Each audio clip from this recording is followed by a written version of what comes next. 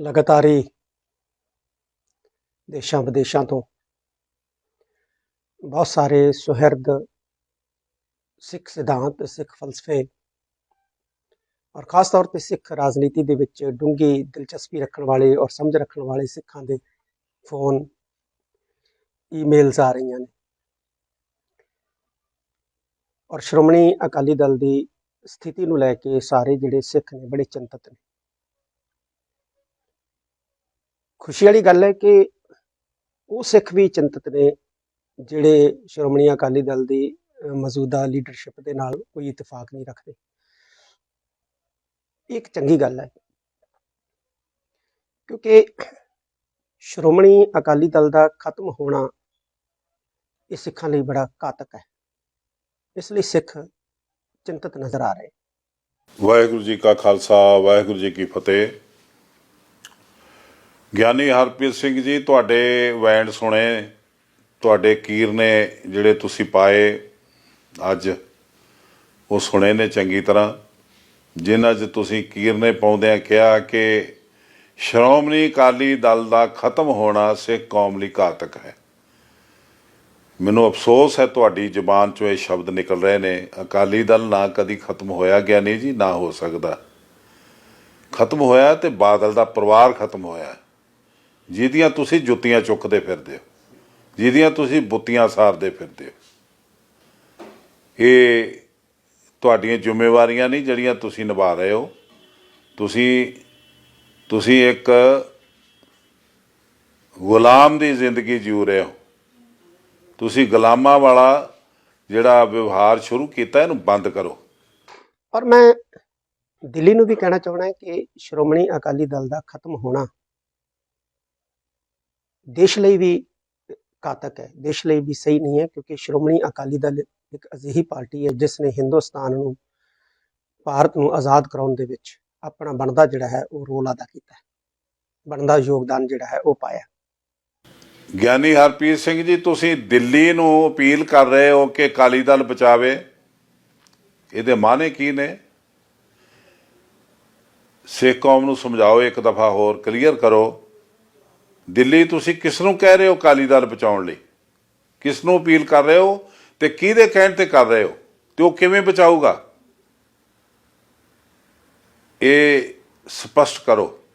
ਅੱਜ ਜ਼ਰੂਰਤ ਹੈ ਇਸ ਗੱਲ ਦੀ ਕਿ ਜਿੰਨੇ ਵੀ ਸ਼੍ਰੋਮਣੀ ਅਕਾਲੀ ਦਲ ਦੇ ਧੜੇ ਨੇ, ਸਾਰੇ ਜਿਹੜੇ ਨੇ ਆਪਣੀ ਆਪਣੀ ਈਗੋ ਨੂੰ ਤਿਆਗ ਕੇ ਸ੍ਰੀ ਅਕਾਲ ਤਖਤ ਸਾਹਿਬ, ਗੁਰੂ ਹਰਗੋਬਿੰਦ ਸਾਹਿਬ ਨੇ ਸਾਨੂੰ ਇੱਕ ਐਸਾ ਪਲੇਟਫਾਰਮ ਦਿੱਤਾ ਹੈ ਜਿੱਥੇ ਅਸੀਂ ਆਪਣੀ ਗੱਲ ਰੱਖ ਸਕਦੇ। ਉੱਥੇ ਸਾਨੂੰ ਬੈਠ ਕੇ ਇਕੱਠੇ ਹੋ ਕੇ ਤੁਰਨ ਦੀ ਬਹੁਤ ਵੱਡੀ ਜ਼ਰੂਰਤ ਹੈ। ਸ਼੍ਰੋਮਣੀ ਅਕਾਲੀ ਦਲ ਦਾ ਜਨਮ ਕੇਵਲ ਰਾਜ ਸੱਤਾ ਪ੍ਰਾਪਤ ਕਰਨ ਲਈ ਨਹੀਂ ਹੋਇਆ, ਬਲਕਿ ਸ਼੍ਰੋਮਣੀ ਅਕਾਲੀ ਦਲ ਦਾ ਜਨਮ ਖਾਲਸੇ ਦੇ ਬੋਲ ਬਾਲੇ, ਖਾਲਸੇ ਦੀ ਚੜ੍ਹਦੀ ਕਲਾ ਲਈ ਹੋਇਆ। ਸ਼੍ਰੋਮਣੀ ਅਕਾਲੀ ਦਲ ਇੱਕ ਸਿਆਸੀ ਪਾਰਟੀ ਨਹੀਂ ਹੈ, ਸ਼੍ਰੋਮਣੀ ਅਕਾਲੀ ਦਲ ਇੱਕ ਸੋਚ ਹੈ। ਅਗਰ ਉਹ ਸੋਚ ਬਰਕਰਾਰ ਹੈ ਤੇ ਸ਼੍ਰੋਮਣੀ ਅਕਾਲੀ ਦਲ ਬਰਕਰਾਰ ਹੈ, ਸ਼੍ਰੋਮਣੀ ਅਕਾਲੀ ਦਲ ਖੜਾ ਹੈ। ਇਸ ਲਈ ਉਸ ਸੋਚ ਨੂੰ ਮੁੜ ਉਭਾਰਨ ਦੀ ਜਿਹੜੇ ਬਹੁਤ ਵੱਡੀ ਜ਼ਰੂਰਤ ਹੈ। ਸ੍ਰੀ ਅਕਾਲ ਤਖਤ ਸਾਹਿਬ ਤੋਂ ਸ਼੍ਰੋਮਣੀ ਅਕਾਲੀ ਦਲ ਜਿਨ੍ਹਾਂ ਆਪਣੇ ਉਦੇਸ਼ਾਂ ਦੀ, ਟੀਚਿਆਂ ਦੀ ਪੂਰਤੀ ਲਈ ਪੈਦਾ ਹੋਇਆ ਸੀ, ਉਹਨਾਂ ਉਦੇਸ਼ਾਂ ਤੇ ਟੀਚਿਆਂ ਦੀ ਪੂਰਤੀ ਵਾਸਤੇ ਇਸ ਨੂੰ ਮੁੜ ਜਿਹੜਾ ਹੈ ਉਹ ਯਤਨ ਆਰੰਭ ਕਰਨਾ ਚਾਹੀਦਾ ਹੈ। ਗਿਆਨੀ ਹਰਪ੍ਰੀਤ ਸਿੰਘ ਜੀ, ਤੁਸੀਂ ਵੱਖ-ਵੱਖ ਅਕਾਲੀ ਧੜਿਆਂ ਦੇ ਆਗੂਆਂ ਨੂੰ ਕਿਹਾ ਕਿ ਆਪਣੀ ਈਗੋ ਤਿਆਗੋ। ਇਹ ਨਿਰਮਾਣਤਾ ਤੁਹਾਡੇ 'ਚ ਹੀ ਆ ਇਕੱਲਿਆਂ 'ਚ, ਜਾਂ ਪ੍ਰਕਾਸ਼ ਸਿੰਘ ਬਾਦਲ ਤੇ ਉਹਦੇ ਕੁਟੰਬ 'ਚ ਹੀ ਆ, ਬਾਦਲ ਲਾਣੇ 'ਚ ਹੀ ਆ ਇਹ ਨਿਰਮਾਣਤਾ? ਬਾਕੀ ਜਿੰਨੇ ਵੀ ਧੜਿਆਂ ਦੇ ਆਗੂ ਨੇ ਈਗੋ 'ਚ ਨੇ, ਉਹ ਹਉਮੈ 'ਚ ਨੇ, ਹੰਕਾਰ 'ਚ ਨੇ, ਤੇ ਤੁਸੀਂ ਬਹੁਤ ਨਿਰਮਾਣਤਾ 'ਚ ਹੋ। ਤੇ ਇਹਦਾ ਸਰਟੀਫਿਕੇਟ ਤੁਹਾਨੂੰ ਕਿਹਨੇ ਦਿੱਤਾ? ਇੱਕ ਮੈਂ ਗੱਲ ਖਾਸ ਤੌਰ ਤੇ ਹੋਰ ਕਹਿਣੀ ਚਾਹੁੰਦਾ ਕਿ ਅੱਜ ਸਿੱਖ ਸਮਾਜ ਦੇ ਵਿੱਚ ਜਾਤ ਪਾਤ, ਵਿਤਕਰੇਬਾਜ਼ੀਆਂ, ਨਫ਼ਰਤਬਾਜ਼ੀਆਂ ਔਰ ਵੱਡੀ ਗੱਲ ਕਿ ਸਿੱਖਾਂ ਦੇ ਵਿੱਚ ਬਦਤਮੀਜ਼ੀ ਜਿਹੜੀ ਹੈ ਉਹ ਬਹੁਤ ਜ਼ਿਆਦਾ ਜਿਹੜੀ ਹੈ ਇੱਕ ਵੱਡਾ ਵਿਕਾਰ ਦੇ ਰੂਪ ਦੇ ਵਿੱਚ ਪੈਦਾ ਹੋ ਗਈ। ਇਸ ਨੂੰ ਦੂਰ ਕਰਨ ਦੇ ਲਈ ਵੀ ਸ਼੍ਰੋਮਣੀ ਅਕਾਲੀ ਦਲ ਨੂੰ ਯਤਨਸ਼ੀਲ ਹੋਣਾ ਚਾਹੀਦਾ ਹੈ ਭਾਰਤ ਦੀ ਰਾਜਨੀਤੀ ਦੇ ਵਿੱਚ ਨਹੀਂ, ਮੈਂ ਕੇਵਲ ਪੰਜਾਬ ਦੀ ਰਾਜਨੀਤੀ ਦੀ ਗੱਲ ਕਰਾਂਗਾ ਕਿ ਪੰਜਾਬ ਦੀ ਰਾਜਨੀਤੀ ਦੇ ਵਿੱਚ ਬਹੁਤ ਨਿਗਾਰ ਆ ਚੁੱਕੇ ਹੈ। ਬੋਲਬਾਣੀ, ਸ਼ਬਦਾਵਲੀ ਨੇਤਾਵਾਂ ਦੀ ਬਹੁਤ ਹੀ ਨੀਵੇਂ ਦਰਜੇ ਦੀ ਹੋ ਚੁੱਕੀ ਹੈ। ਤਾਂ ਸ਼੍ਰੋਮਣੀ ਅਕਾਲੀ ਦਲ ਨੂੰ ਇਸ ਪਾਸੇ ਵੀ ਬਹੁਤ ਵੱਡਾ ਜਿਹੜਾ ਹੈ ਉਹ ਹਮਲਾ ਮਾਰਨ ਦੀ ਜ਼ਰੂਰਤ ਹੈ। ਉਹ ਆਪਣੇ ਪੁਰਾਣੇ ਸਰੂਪ ਦੇ ਵਿੱਚ ਸ਼੍ਰੋਮਣੀ ਅਕਾਲੀ ਦਲ ਨੂੰ ਅੱਜ ਆਉਣ ਦੀ ਬਹੁਤ ਵੱਡੀ ਜਿਹੜੀ ਹੈ ਉਹ ਲੋੜ ਹੈ। ਗਿਆਨੀ ਹਰਪ੍ਰੀਤ ਸਿੰਘ ਜੀ, ਤੁਸੀਂ ਇੱਕ ਹੋਰ ਗੁਸਤਾਖੀ ਕੀਤੀ ਹੈ, ਸਿੱਖ ਕੌਮ ਨੂੰ ਬਦਤਮੀਜ਼ ਕਿਹਾ।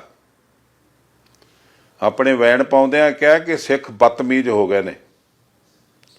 ਤਮੀਜ਼ ਦੇ ਵਿੱਚ ਤੁਸੀਂ ਹੋ ਜਾਂ ਪ੍ਰਕਾਸ਼ ਸਿੰਘ ਬਾਦਲ ਹੈ ਜਾਂ ਉਹਦਾ ਲਾਣਾ? ਤੁਸੀਂ ਬਾਬਾ ਬੁੱਢਾ ਜੀ ਦੀ ਹੈੱਡ ਗ੍ਰੰਥੀ ਦੀ ਪੋਸਟ ਤੇ ਕਲੰਕ ਲੱਗੇ ਹੋਏ ਹੋ। ਤੁਸੀਂ ਦਸਮ ਪਾਤਸ਼ਾਹ ਦਾ ਜਿਹੜਾ ਸਰੀਰ ਸੀ, ਮੇਰੀ ਆਤਮਾ ਗ੍ਰੰਥ ਵਿੱਚ, ਪ੍ਰਾਣ ਪੰਥ ਵਿੱਚ, ਤੁਸੀਂ ਉਹਦਾ ਨਿਰਾਦਰ ਕੀਤਾ। ਉਸ ਸਰੀਰ ਦਾ ਤੁਸੀਂ ਨੌਕਰ ਬਣ ਕੇ ਤੇ ਬੁੱਤੀਆਂ ਸਾਰਦੇ ਪਏ ਹੋ, ਆਪਣਾ ਤਾਲ ਪੂਰੇ ਕਰਦੇ ਪਏ ਹੋ, ਤੁਸੀਂ ਫਰਜ਼ ਨਹੀਂ ਨਿਭਾਉਂਦੇ ਪਏ। ਕਦੀ ਦਸਮ ਪਾਤਸ਼ਾਹ ਨੇ ਅਕਾਲ ਪੁਰਖ ਸੱਚੇ ਵਾਹਿਗੁਰੂ ਦੇ ਹੁਕਮ ਨਾਲ ਜਦੋਂ ਪੰਜ ਪਿਆਰੇ ਸਾਜੇ ਸੀ ਤੇ ਉਦੋਂ ਇੱਕ ਸਮਕਾਲੀ ਕਵੀ ਕੰਕਣ ਨੇ ਕਿਹਾ ਸੀ, ਵਾਹਿਗੁਰੂ ਇੱਕ ਸੁਖਨ ਸੁਣਾਇਆ, ਗੁਰੂ ਖਾਲਸਾ ਨਾਮ ਤਰਾਇਆ, ਤੁਮ ਮੇਰੇ ਮੈਂ ਤੁਮਰਾ ਹੁਆ, ਤੁਮਰਾ ਹਮਰਾ ਗੁਰੂ ਨਾ ਦੂਆ। ਪਰ ਤੁਸੀਂ ਤਾਂ ਅੱਜ ਬਾਦਲ ਨੂੰ ਗੁਰੂ ਬਣੀ ਬੈਠੇ ਹੋ। ਇਹ ਪੰਜ ਸਿੱਖ ਜਿਨ੍ਹਾਂ ਨੂੰ ਗੁਰੂ ਨੇ ਇੰਨਾ ਵੱਡਾ ਵਿਸ਼ਵਾਸ ਕੀਤਾ ਕਿ ਗੁਰੂ ਸਾਹਿਬ ਕਹਿੰਦੇ, ਟਾਮਨ ਕਰ ਕੋਈ ਭੀਤ ਨਚਾਵੇ, ਤੋ ਵੀ ਮਮ ਸਿੱਖਣ ਨਹੀਂ ਭਾਵੇ। ਕੋਈ ਏਡਾ ਵੱਡਾ ਜਾਦੂਗਰ ਆ ਜਾਊਗਾ ਕਿ ਦੀਵਾਰ ਨੂੰ ਨਚਾ ਦੂਗਾ ਟੂਣਾ ਕਰਕੇ, ਤੇ ਮੇਰੇ ਸਿੱਖ ਉਹਨੂੰ ਨਹੀਂ ਮੰਨਣਗੇ। ਤੁਸੀਂ ਤੇ ਰਾਮ ਰਹੀਮ ਨੂੰ ਮੰਨਣ ਲੱਗ ਪਏ, ਗੁਰੂ ਵੱਲ ਪਿੱਠ ਕਰਕੇ ਬੈਠ ਗਏ। ਤਖਤ ਅਕਾਲ ਪੁਰਖ ਦਾ ਤੁਸੀਂ ਝੂਠੀ ਪਾਤਸ਼ਾਹੀ ਦੇ ਪੈਰਾਂ 'ਚ ਬਹਿ ਕੇ ਸਾਈਨ ਕਰਨ ਲੱਗ ਪਏ। ਤੁਸੀਂ ਹੁਣ ਸੰਗਤ ਨੂੰ ਉਪਦੇਸ਼ ਦੇ ਰਹੇ ਹੋ। ਇਹ ਅੱਜ ਅਕਾਲੀ ਦਲ ਅਗਰ ਖਤਮ ਹੋ ਗਿਆ ਤੇ ਜਿਉਂਦਾ ਉਸ ਦਿਨ ਸੀ ਜਿੱਦਣ ਬਰਗਾੜੀ ਹੋਈ ਸੀ, ਜਿੱਦਣ ਬਰਗਾੜੀ ਵਿੱਚ ਖੂਨ ਖਰਾਬਾ ਕੀਤਾ ਤੇਰੇ ਆਕਾ ਨੇ, ਉਦੋਂ ਅਕਾਲੀ ਦਲ ਜੀਵਤ ਸੀ।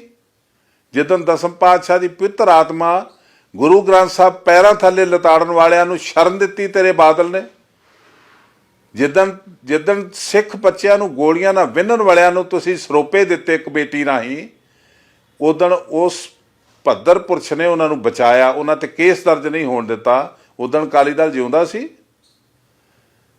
ਗਿਆਨੀ ਜੀ, ਅਕਾਲੀ ਦਲ ਜਿਉਂਦਾ ਤੇ ਜਿਉਂਦਾ ਰਹੂਗਾ। ਮਰਿਆ ਤੇ ਤੇਰਾ ਆਕਾ ਪ੍ਰਕਾਸ਼ ਸਿੰਘ ਬਾਦਲ ਤੇ ਉਹਦਾ ਪਰਿਵਾਰ, ਉਹਦੇ ਕੀਰਨੇ ਪਾਓ, ਉਹਦੇ ਦਰ ਤੇ ਜਾ ਕੇ। ਅਕਾਲ ਤਖਤ ਤੇ ਬਦ ਸਕਣੀ ਇਹ ਨਾ ਲਿਆਓ। ਅਕਾਲ ਤਖਤ ਦੇ ਉੱਤੇ ਇਹ ਜਿਹੜੇ ਤੁਸੀਂ ਲਫ਼ਜ਼ ਬੋਲੇ ਨੇ, ਇਹ ਨਾ ਕੱਢੋ ਆਪਣੇ ਜ਼ੁਬਾਨ ਚੋਂ। ਵਾਹਿਗੁਰੂ ਜੀ ਕਾ ਖਾਲਸਾ, ਵਾਹਿਗੁਰੂ ਜੀ ਕੀ ਫਤਿਹ।